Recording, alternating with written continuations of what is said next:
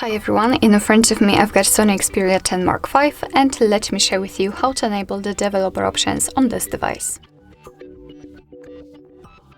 So firstly, we have to enter the settings and then scroll down to the very bottom to find About Phone. Now let's scroll down in order to find a special number called build number. As you can see, you will have to scroll down all the way down.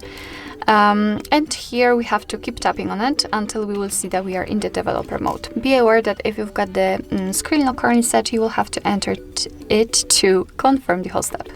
After activating, we have to go back to the general settings and enter the system, and here we've got the developer options active.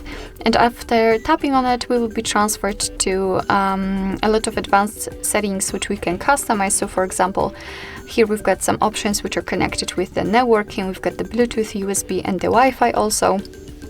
Here we've got input options also. So for example, we can show visual feedback for tabs, surface updates, animations, the view updates, etc. So really a lot of options to customize, and basically it's quite easy because everything works the same, just like in the regular options. Simply tap on the switcher to activate the option, tap on it again to turn it off, and if you want to open more options in particular sections, of course, simply tap on it and you will be able to open more settings.